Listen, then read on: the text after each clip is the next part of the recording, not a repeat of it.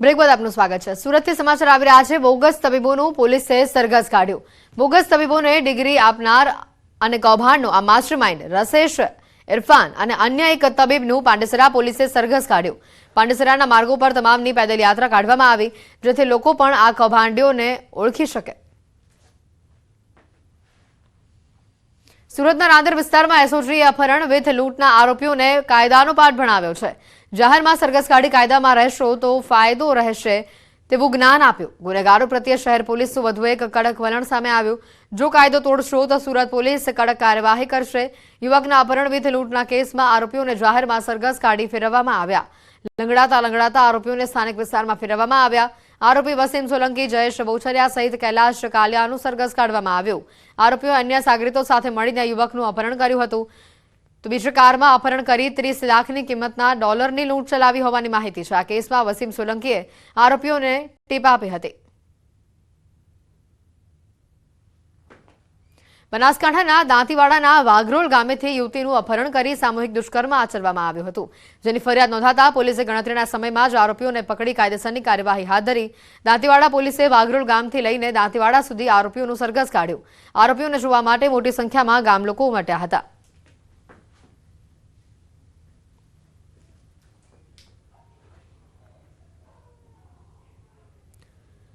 તો અલગ અલગ 3 દ્રશ્યો બતાવી રહ્યા છે આપને સુરતથી। પહેલા દ્રશ્યો કે જ્યાં આરોપીઓનું સરઘસ કાઢવામાં આવ્યું। આ કૌભાંડી ડોક્ટરોનું સરઘસ કાઢવામાં આવ્યું। બોગસ તબીબ બનીને લોકોના આરોગ્ય સાથે તેઓ છેડખાની કરતા હતા। તો બીજી તરફ સુરતથી જે દ્રશ્યો આવ્યા છે કે જેમાં આરોપીઓનું જાહેર સરઘસ કાઢવામાં આવ્યું। અપહરણ વિથ લૂંટના આરોપીઓ છે, આ જે દ્રશ્યમાં જોઈ શકાય છે। તો બીજી બાજુ દુષ્કર્મના આરોપીઓ કે જેઓએ સામૂહિક દુષ્કર્મ આચર્યું હતું એક યુવતી પર, તે લોકોનું પણ સામૂહિક સરઘસ કાઢવામાં આવ્યું, જેને જોવા માટે ગામ લોકો મોટી સંખ્યામાં ઉમટ્યા હતા।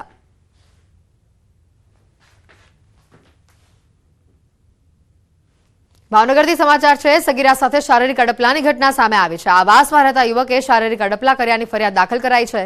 બોરતળાવ પોલીસે સ્ટેશનમાં પોસ્કો હેઠળ ફરિયાદ નોંધાવી છે। બોરતળાવ પોલીસે નરાધમની અટકાયત કરી આરોપીઓને કડકમાં કડક સજાની માંગ કરી છે। તોડબાજીની ફરિયાદો, 13 પોલીસ કર્મીઓની તપાસ હાથ ધરાશે। 13 પોલીસ કર્મીઓની મિલકતના તપાસના આદેશ અપાયા છે। અગાઉ અમદાવાદ જિલ્લાની બહાર બદલી કરવામાં આવી હતી। ડીજીપી એસએમસીને તપાસના આદેશ આપ્યા છે। પોલીસ કર્મી પરિવારના નામે કેટલી મિલકત છે તેને લઈને તપાસ હાથ ધરવામાં આવશે।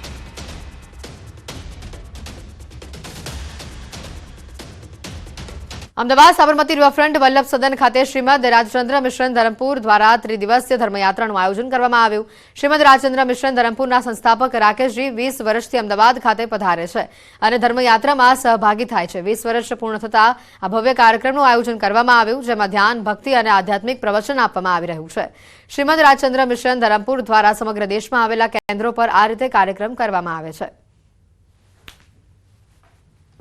આવા સાધકો, મુમુક્ષુઓ, યુવા વર્ગ ખાસ જોડાઈ શકે અને આ જે આખી એક ધાર્મિક મૂવમેન્ટ છે, એક સાધનાની અને સેવાની જે વિશ્વભરમાં 200 ઉપર સેન્ટર્સમાં 6 કોન્ટિનેન્ટ્સમાં જે કાર્ય પૂજ્ય ગુરુદેવશ્રીની લીડરશિપમાં થઈ રહ્યું છે, એ કાર્યક્રમની એક ઝલક આપને અહીંયા મળશે। અમદાવાદના નરોડા વિસ્તારમાં પરિણીતાના આપઘાતના કેસમાં પોલીસે આત્મહત્યા માટે દુષ્પ્રેરણાનો ગુનો દાખલ કર્યો છે। સાથે જ પતિ, સસરા અને સાસુની ધરપકડ કરી છે। નરોડામાં પરિણીતાએ આપઘાત કર્યો હતો। માતા અને પુત્રએ સાથે જીવન ટૂંકાવ્યું છે। પહેલા પોતાના 7 વર્ષના બાળકને 3જા માળેથી ફ્લેટમાંથી નીચે ફેંક્યો। બાળકને ફેંક્યા બાદ માતાએ પણ મોતની છલાંગ લગાવી। મૃતક મહિલાના ભાઈએ આક્ષેપ કર્યો છે કે પાછલા 5 વર્ષથી તેની બહેનને સાસરિયા પક્ષવાળા માનસિક ત્રાસ આપી રહ્યા હતા। ઉપરાંત મૃતક બાળકને બોલવામાં તકલીફ હોવાના કારણે પણ સાસરિયા પક્ષને વાંધો હતો, જેથી મહિલાએ કંટાળી આપઘાત કર્યો। પોલીસે સાસરિયા પક્ષ સામે આત્મહત્યા માટે દુષ્પ્રેરણાની ફરિયાદ નોંધી વધુ કાર્યવાહી હાથ ધરી છે। નરોડાના હંસપુરાની સારથી રેસિડેન્સીનો બનાવ હોવાનું સામે આવ્યું છે।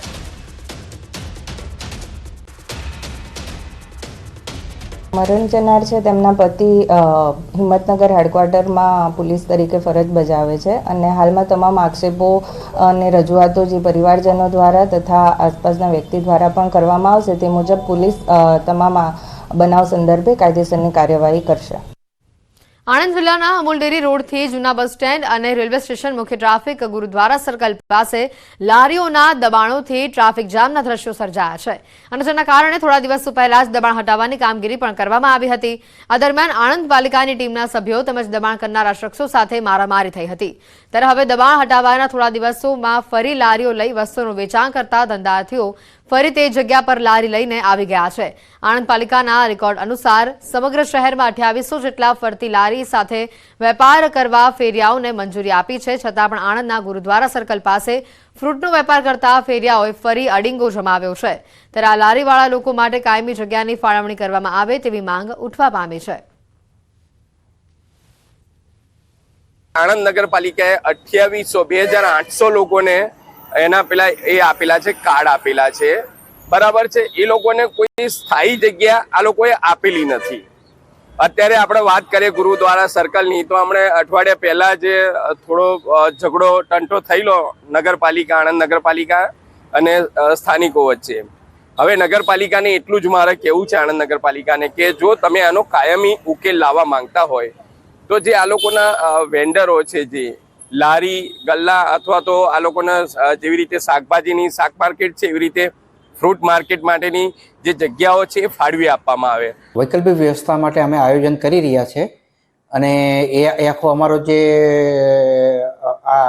અમારો પ્લાન આખો રેડી થઈ જાય તો અમે સામાન્ય સભામાં મંજૂર કરાવીને સરકારમાં રજૂ કરીશું। જે ફરતી લારીથી એ ધંધો કરે તો નગરપાલિકા કોઈ એનું રોકટોક કરતી નથી। આ તો ખાસ કરીને જે સર્કલો પર છે અને જ્યાં ટ્રાફિક જામ થાય છે એવા વિસ્તારોમાં જે લારીઓ લઈને ઉભા રહે છે એને અમે નગરપાલિકા દ્વારા હટાવવામાં આવે છે। અમદાવાદમાં પાલડીના રામજી મંદિરના મહંત અને ગાદીપતિનો વિવાદ સામે આવ્યો છે અને આ વિવાદ કોર્ટ સુધી પહોંચ્યો છે। કોર્ટે આ મામલે એક પક્ષ હાજર ન રહેતા 8 જાન્યુઆરી 2025 સુધી ગાદીપતિને લઈને સ્ટે મૂક્યો છે। પાલડી રામજી મંદિરમાં ગાદીપતિને લઈને ઉઠેલા વિવાદ બાદ કોર્ટ તરફથી હાલ આ નિર્ણય આપવામાં આવ્યો છે। કોર્ટના નિર્દેશ અંગે માહિતી આપતા વિરાજ દેસાઈએ જણાવ્યું કે કોર્ટમાં સામા પક્ષે એક પણ લિખિત રજૂઆતો કે ડોક્યુમેન્ટ રજૂ કરી શક્યા નથી। વૈદેહી વલ્લભાચાર્યને ગાદીપતિ તરીકે જાહેર કર્યા બાદ વિવાદ વકર્યો હતો।